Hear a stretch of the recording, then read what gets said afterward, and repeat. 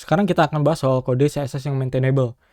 Jadi harapannya dari kelima poin ini teman-teman bisa menulis kode CSS yang maintainable ya setelah ini. Jadi artinya tuh ketika teman-teman nulis kode CSS sekarang, beberapa tahun ke depan bahkan itu masih bisa ditulisin kodenya. Jadi misalkan mau nambah elemen baru nih, button atau apalah gitu, itu langsung jalan tanpa harus nambah importan lah, ada drama lah nggak jalan sesuai ekspektasi gitu. Jadi intinya, walaupun banyak ya metodologi di luar sana kayak BEM, kayak SMAX, kayak OOCSS atau Atomic yang dipakai Tailwind gitu. Tapi kita nggak pusingin itu dulu. Jadi ini secara general aja, jadi teman-teman nggak perlu mikirin soal metodologinya apa. Yang penting pahamin kelima konsep ini dengan harapannya bisa nulis kode CSS yang maintainable gitu. Oke, mulai aja ya. Pertama, jangan pakai ID. Kenapa? ID itu nggak boleh ada lebih dari satu ID. Maksudnya 2 ke atas ya. Nggak boleh itu. Dalam satu dokumen HTML yang sama, misalkan di halaman home itu ada ID atau ada elemen dengan ID card, itu boleh ada satu aja. Nggak boleh ada card atau elemen lain dengan ID card. Nanti bakal error dia. Artinya di sini juga karena nggak bisa, jadi akhirnya kita bakal nulis card kayak gini terus. Di sini kita nulis lagi card 2, kemudian card 3. Ya ini udah jelas lah. Jadi terlalu banyak kode yang sama. Jadinya nggak dry. Kedua, kedua ID ini dia bobotnya berat karena di CSS ini ada yang namanya specificity. Specificity ini salah satunya soal bobot. Jadi si ID ini bobotnya paling berat sehingga dia bakal susah di-operate nantinya ketika kita bikin pakai card gini. Kemudian kita operate, misalkan awalnya dia color red, misalkan kayak gini, kemudian dia pengen di kayak giniin, dia nggak bakal keganti. Ini keganti karena kita nggak kasih ID card ya. Kayak gitu. Akhirnya nanti dia bakal tetap pakai yang merah. Kenapa? Ya karena dia bobotnya paling berat gitu. Yang kedua, bobot yang paling berat itu adalah kelas. Yang ketiga itu type selector atau nama elemennya kayak div, input, span, kayak gitu. Jadi ada 3 tuh. Jadi belajar aja soal cascading di video yang lain di channel ini gitu. Tapi intinya itu. Pertama, ID itu dia nggak boleh lebih dari 1 di elemen HTML. Di dokumen HTML. Yang kedua ya tadi bobotnya berat. Kemudian alternatifnya maksud saya itu pakai kelas selector. Jadi nulisnya gini aja, card. Pertama itu lebih simple, yang kedua ya lebih simple juga, yang ketiga lebih simple. Karena memang pakai kelas selector tuh yang paling gampang diketiknya ketimbang kita nulis pagar. Gitu, yang pertama itu. Jadi soal simplicity kalau kita pakai kelas selector. Kemudian jangan juga pakai type selector di-include ke dalamnya. Jadi maksudnya kelas selector itu ya murni ya kelas selector aja, nggak boleh kayak gini div.card gitu, nggak boleh. Kenapa? Karena ini akhirnya nanti ketika kita misalkan bikin elemen cardnya pakai span kayak gini ya, kelas card, ya akhirnya nanti rule ini nggak kebaca lagi atau nggak bakal nge-apply ke sini. Karena kenapa? Karena di sini kita pakainya div bukan span gitu. Kenapa kita harus pakai murni kelas, jangan include type selector gitu yang maksudnya dengan kelas selector itu ya. Jadi harus semua kelas. Nah selain itu pakai cara flattened atau diratakan. Kalau kita nulis selector biasanya kayak gini nih, card, kemudian card header, belum lagi nanti ada card title, belum lagi di dalam card title ada H4 misalkan. Itu jadi panjang. Pertama itu jadi panjang, kemudian kedua itu soal specificity juga. Karena selain bobot, specificity itu ya sebenarnya bobot juga sih jatuh-jatuhnya, tapi ini lebih ke selektornya. Jadi semakin spesifik sebuah selektor, dia yang akan dipilih gitu. Misalkan kayak gini nih, kita pengen ngasih warna header ini jadi merah ya. Kalau kita nulisnya kayak gini, color red, dia bakal jadi warna merah. Nah, misalkan beberapa waktu ke depan kita pengen nge-operate ini jadi biru atau pengen ganti warnanya jadi biru gitu. Kita nulisnya gini doang nih, header color blue. Dia tetap warna merah, nggak bakal ngeganti jadi warna biru. Ini juga case yang paling sering, yang nggak sesuai ekspektasi. Misalkan nanya-nanya, "Oh, kok ini CSS-nya nggak jalan sih sesuai ekspektasi, kok nggak berubah sih warnanya?" Gitu kan, jadi masalah tuh. Itu kenapa? Ya karena ini lebih spesifik. Dia ngasih tahu nih parent-nya card, lalu dalam elemennya itu card header. Jadi dia ngasih tahu nih, "Saya pengen ganti warna merah di card header yang ada di dalam parent card," gitu. Ketimbang gini doang. Ini kan lebih spesifik. Makanya itu yang disebut dengan specificity di CSS. Jadi ini bobotnya paling berat gitu. Makanya kalau kita nulisnya kayak gini apalagi lebih spesifik lagi kan. Lalu nanti ada card title, ada card header, ada card action misalkan, ada card search. Akhirnya makin panjang, makin spesifik dan makin berat. Kemudian nanti kita mau nge-override-nya juga makin susah gitu. Jadi kita nggak bisa nge-track nih. Ini elemen parent-nya mana aja gitu kan. Parent-nya ini udah card, nanti ada lagi card header, card title, kemudian baru card action. Kemudian kita mau nulis lagi, mau nge-override gitu, mau nimpa. Akhirnya kita tulis lagi selektor yang sama supaya keganti. Karena kalau kita tulis card action doang, akhirnya dia nggak keganti karena spesifisitinya kalah. Kayak gitu. Makanya tulis aja rata semua. Kenapa rata semua? Karena ya tadi kan alasannya, soal spesifisitinya jadi simple. Jadi ringan, semuanya sama. Nah, selain itu juga soal simplicity, kemudian juga soal dia apa ya? Ini soal base class-nya.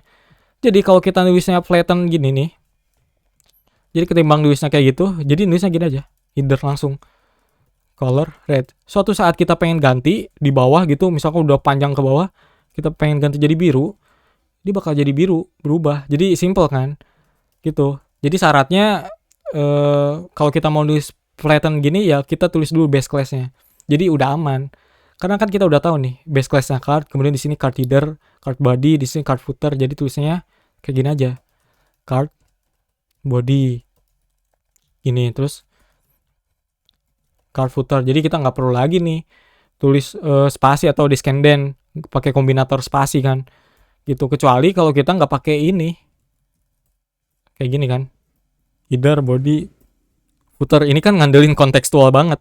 Ngandelin parent-nya banget. Baru di sini kita tulisnya kayak gini, card header, dan ini juga nggak direkomendasiin. Kenapa? Karena ya nanti ada elemen lain yang namanya header di sini, header page gitu misalkan, atau header elemen yang lain, ya akhirnya ke-override juga. Yang elemen itu ada background biru misalkan, ya di sini di dalam card juga nanti dia kena background biru juga. Kayak gitu. Jadinya nggak bagus. Makanya dikasih base class namanya.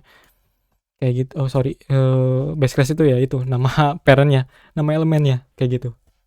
Sampai habis suara saya.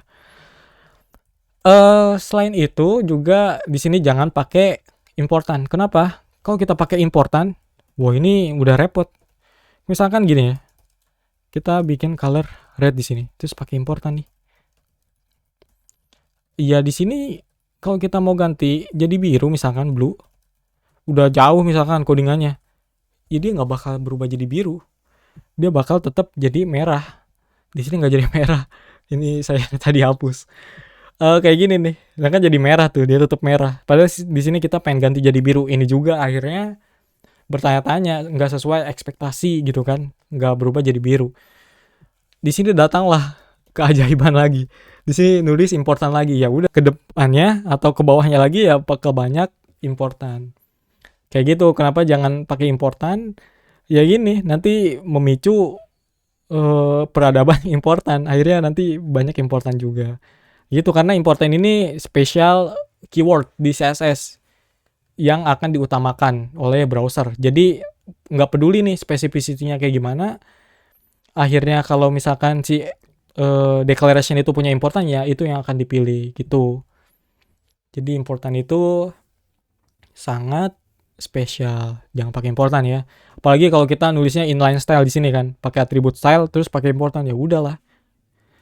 Ya gak bakal bener, karena itu inline style-nya aja udah priority, ditambah importan ya semakin priority dia kan, kayak gitu. Kemudian juga ada satu case di mana kita pakai importan ya kalau kita bikin helper class. Kalau di Bootstrap itu ada helper ada helper class atau kelas penolong lah, kayak text center. Text center itu dalamnya text line center tapi importan. Kenapa ada importan? Karena kalau yang namanya helper class itu atau penolong kan, atau pembantu lah, penolong ya. Itu ya harus sesuai ekspektasi kan. Si developer pakai kelas text center ini, harapan dia teksnya itu jadi rata tengah. Kalau dia nggak pakai importan, ya akhirnya nanti kalah, misalkan ada specificity lain atau rule lain yang akhirnya kalah specificity-nya, akhirnya nggak sesuai dengan ekspektasi, ya akhirnya nggak jadi penolong dong, ya kan, karena kalah specificity-nya. Makanya di sini pakai importan. Itu salah satu case di mana kita boleh pakai importance di CSS atau di CSS declaration ya. Kemudian soal penamaan ya, ini convention content agnostic. Content agnostic ini penamaan kelas ya. Jadi ketimbang kita misalkan nulisnya card artikel, namanya jadi artikel, kemudian ada artikel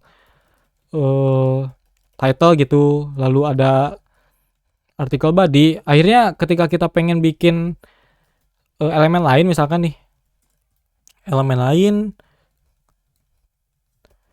buat video gitu kan, video yang ini misalkan jadi artikel copy ya kan, jadi artikel.